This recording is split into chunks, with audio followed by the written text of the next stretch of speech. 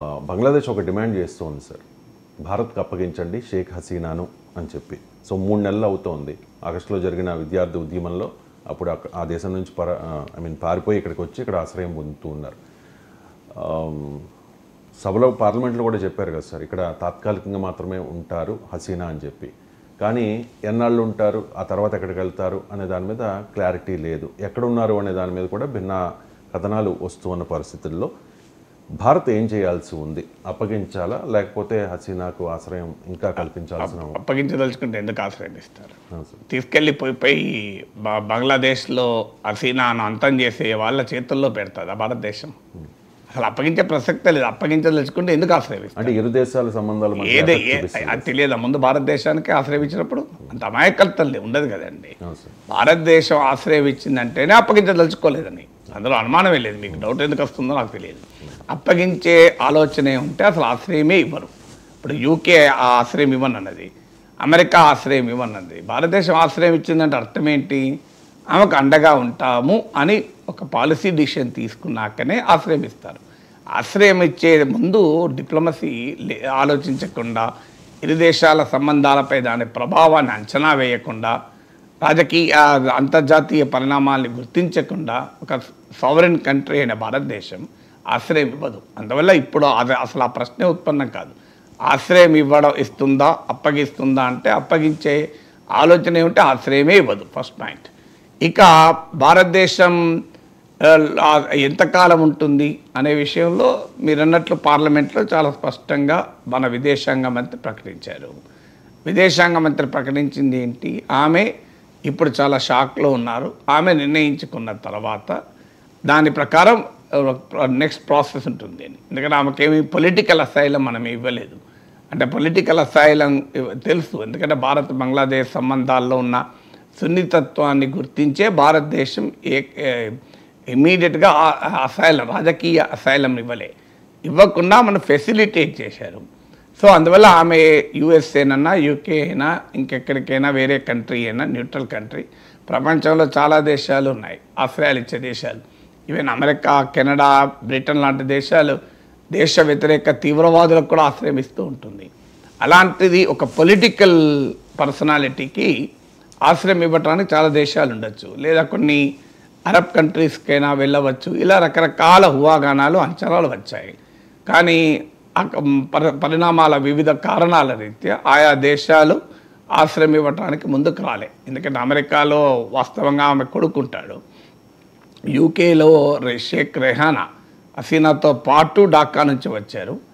ఆమె యూకేలో ఆమె కూతురు Britain labour party member, parliament member, అంటే అధికారికంగా అధికార పార్టీకి చెందిన పార్లమెంట్ మెంబర్ ఆమె.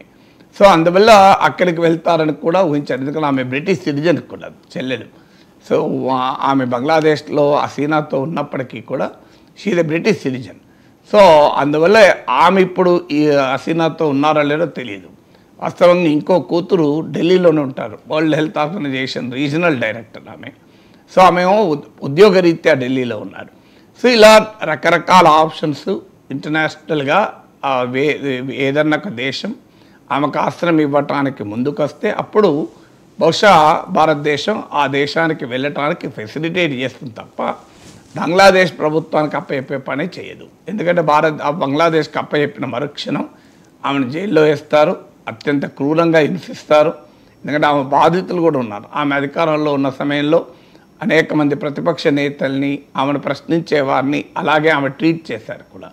అందులో బంగ్లాదేశ్లో ఇప్పుడు అధికారంలో ఉన్న ప్రభుత్వము, పాకిస్తాన్ అనుకూల శక్తులు కూడా ఆ ప్రభుత్వంలో పరోక్షంగా ఉన్నాయి, ప్రత్యక్షంగా కూడా ఉన్నాయి.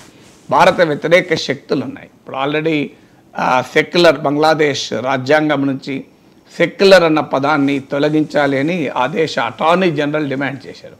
అందువల్ల క్లియర్గా Sheikh Hasina path of politics, Sheikh Hasina secular politician, పాకిస్తాన్కి వ్యతిరేకంగా నిలబడ్డ పొలిటీషియన్, ఆ మాటకొస్తే అమెరికాకు కూడా వ్యతిరేకంగా నిలబడ్డ పొలిటీషియన్, భారతదేశానికి అనుకూలంగా నిలబడ్డ పొలిటీషియన్.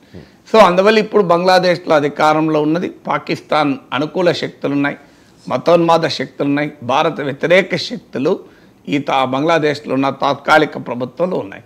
అందువల్ల ఇప్పుడు పులి బోన్లోకి తోసేయడమే ఆమె అప్పచెప్పడం అంటే. అందువల్ల అది ఎట్టి పరిస్థితుల్లో భారతదేశం చేస్తుందని అనుకోను.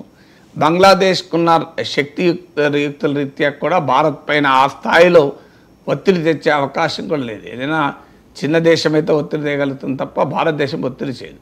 అయితే రెండు దేశాల మధ్య సంబంధాలకు ఇది ఒక ఇరిటెంట్గా మారుతుంది కదా అని ఆశ్రయం ఇచ్చిన నాయకురాలని, అది కూడా దశాబ్దాలుగా తమకు అనుకూల కుటుంబానికి చెందిన భారతదేశంతో మెరుగైన సంబంధాలు కలిగి ఉన్న ఒక నాయకురాల్ని అంత త్వరగా భారతదేశం అంత పిరికితనంతో అప్పజెప్తుంది అనుకోను. ఎందుకంటే భారతదేశంలో కూడా రాజకీయాలకు అతీతంగా షేక్ హసీనా పట్ల కన్సెన్సస్ ఉంది. గతంలో షేక్ ముజిబుర్ రెహమాన్ ఆమె తండ్రి కుటుంబ సభ్యులందరినీ చంపినప్పుడు షేక్ హసీనా రెహానా జర్మనీలో ఉండే, అప్పుడు కూడా భారతదేశంలోనే ఉంది ఆమె. ఇందిరాగాంధీ ప్రభుత్వం ఒక ఆశ్రయం ఇచ్చి 5 ఏళ్ళ వరకు ఉంటాను నాకు గుర్తున్నంత వరకు. అంటే బంగ్లాదేశ్లో రాజకీయ పరిస్థితులు పరిణామాలు నార్మలైజ్ అయినాకనే మళ్ళీ ఆమె బంగ్లాదేశ్కి వెళ్ళింది. అందువల్ల ఆ పరిస్థితులు బంగ్లాదేశ్లో ఏర్పడి అవామీ లీగ్ పైన ఈ నిర్బంధం పోయి ఇప్పుడైతే అవామీ లీగ్ నాయకుల్ని దొరికిన లోపలేస్తున్నారు, లేపేస్తున్నారు. ప్రజాస్వామ్యతంగా ఎన్నికలు జరిగే అవకాశాలు ఉంటే బహుశా షీ విల్ గో బ్యాక్. ఎందుకంటే ఆమె కొడుకు కూడా అమెరికాలో ప్రకటించాడు, మా తల్లి పారిపోలేదు, ఆమె వెళ్తుంది, she will go back to Bangladesh అని కూడా చెప్పాడు. తాను కూడా అవసరం వస్తే రాజకీయాల్లోకి వస్తానని కూడా చెప్పాడు. అందువల్ల ఒక పొలిటికల్ ఫ్యామిలీ నుంచి వచ్చిన వాళ్ళు చేతులెత్తేస్తారు అనుకోను, పరిస్థితుల కొరకు చూస్తూ ఉంటారు. బంగ్లాదేశ్లో మళ్ళీ ఆమె నాయకత్వంలో అవామీ లీగ్ రాజకీయ కార్యకలాపాలు చేయగలిగే పరిస్థితి ఉంటే తిరిగి బంగ్లాదేశ్కే వెళ్తుంది. సో అందువల్ల ఇప్పుడున్న సిచ్యువేషన్లో వెళ్ళే అవకాశం అయితే లేదు. ఇప్పుడున్న సిచ్యువేషన్లో హసీనా పట్ల బంగ్లాదేశ్లో చాలా వ్యతిరేకత ఉంది సార్. అంటే ఒక వ్యక్తిగా కన్సర్న్ చూపించాల్సిన అవసరం ఏంటి భారత్కు? వ్యక్తిగా వ్యక్తి అని ఎవరు చెప్పాను మీకు?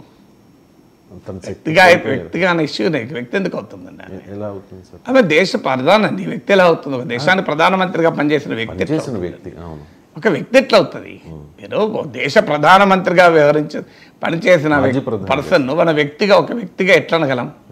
ఒక వ్యక్తి అయితే ఎందుకు ఇస్తారండి? ఎందుకు ఇంత చర్చ? మన టీవీలో డిబేట్ చేసుకుంటారు. ఒక వ్యక్తి అయితే మీరే చెప్పండి.